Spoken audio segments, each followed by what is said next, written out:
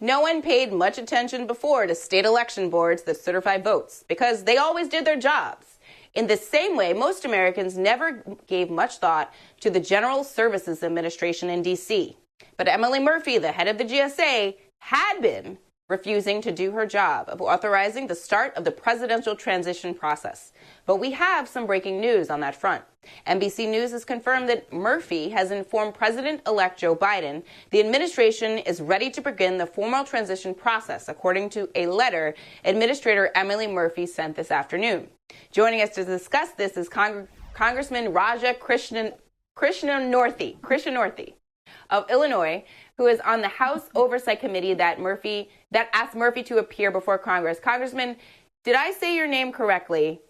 And I apologize if I did not. I want to make sure that I get it correctly. You got it close. It's funny. I often get pronounced Raja Krishnamoorthi, much like Administrator Murphy's name. So just call me Raja. It's fine. Raja, thank you so much, Congressman, for being here. Names are not my best quality, but I'm working on it every single day. And I think saying someone's name is a sign of respect. And so I try to get it right. Congressman, we just got this breaking news. What do you make of it? And do you still want to hear from Emily Murphy now that she did sign ascertainment? I think that it's a good sign that finally the Trump administration is recognizing reality. As you know, most states have certified their elections or are on the way to doing so. And I think it's high time because my constituents are past the election at this point. They are upset about the current pandemic. They're upset about the health crisis. They're upset about their jobs and the economic crisis. And they want a vaccine ASAP.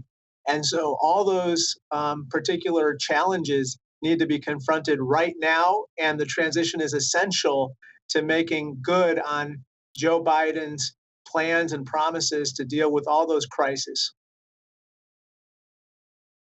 Why do you think it took her so long? Was it purely, political loyalty to Donald Trump and his administration?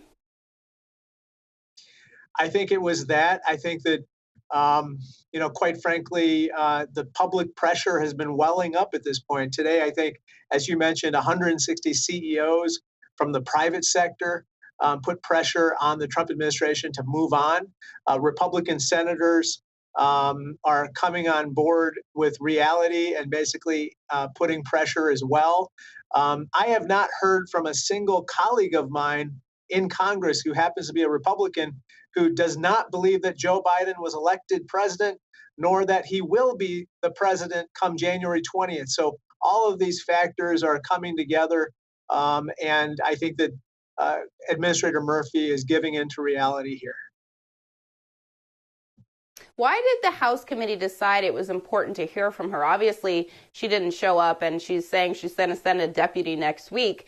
But clearly, this short delay has slowed things down a bit for the Biden team. Do you still want to hear more about that from her directly? Perhaps we will kind of gauge the nature of the transition now that it's officially beginning before we call her in. But I still think that it's important to hear from her and how the transition is going to be expedited at this point, given the delays that we've seen so far. I think that it's so important, for instance, to begin the background check process, especially for those sensitive appointees, the cabinet level appointees that need to, be in place come January 20th. We also need to have all those national security briefings happening on an expedited basis at this point. And we need those health officials who are coming in for Joe Biden to know exactly what is the status of our response to the pandemic, as well as what is the status of the vaccine approval process. Because I got to tell you, this is one of the lousiest Thanksgivings that we're going to have because families are going to be separated. And the only silver lining that people see right now is a vaccine. That's all that people are talking about, especially among my constituents. So they want to know when that vaccine is going to be here. Do any laws, in your view, need to change so that we never have this kind of stalling in a transition ever again? That's a very good question, and I think that we should take a look at this because we don't want this to happen again.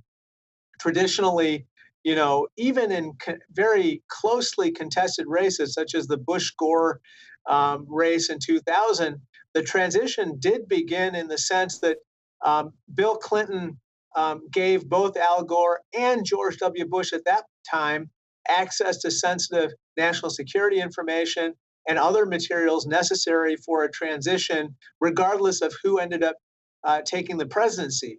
This time around, no such transition happened, even when it was clear who was elected president.